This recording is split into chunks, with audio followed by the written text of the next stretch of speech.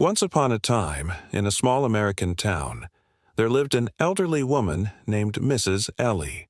She was well into her 80s with silver hair, soft wrinkles, and the kind of smile that made people feel at home.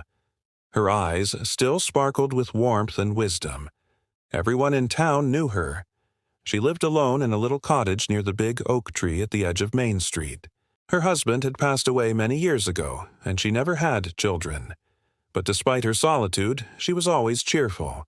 She'd sit on her front porch every morning, greeting neighbors with a smile, offering a listening ear or a kind word, rain or shine. Life in the town wasn't always easy.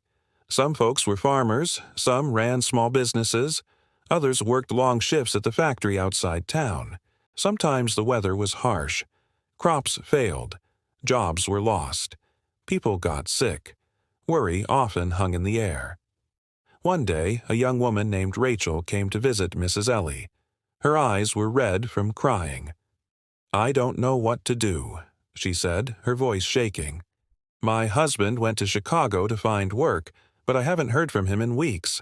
The bills are piling up. The kids are hungry. I feel so lost." Mrs. Ellie gently took Rachel's hand and smiled softly. "Take a seat, sweetheart. Now tell me, what is it you're most afraid of?" Rachel wiped her eyes. "What if he can't find work?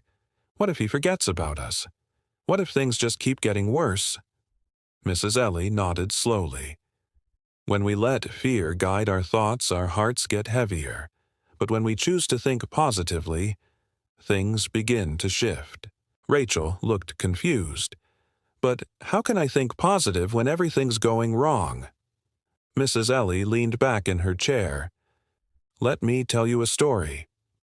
There was once a man who had nothing. No job, no home, no family. He sat by the river, overwhelmed and broken. An old woman walked by and asked why he was crying. He said, 'Because I have nothing.' She smiled and replied, 'But you have the river, the sky, the trees.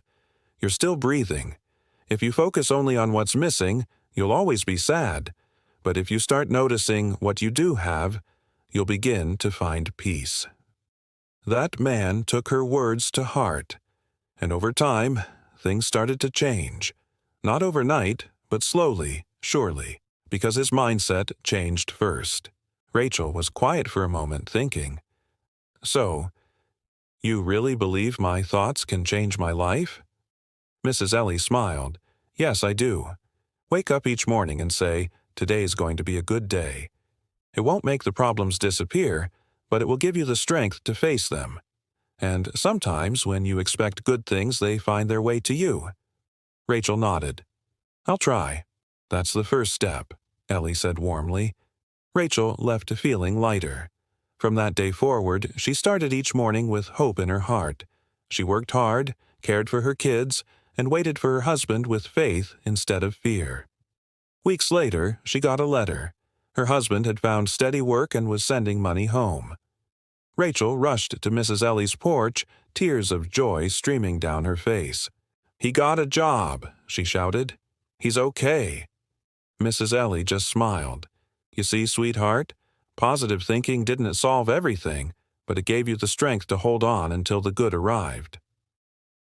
Word of Mrs. Ellie's wisdom began to spread. More and more people came to sit on her porch to share their worries and hear her gentle advice. And her message was always the same: think good thoughts, and good will come. Because even in the toughest times, hope is the strongest thing we have.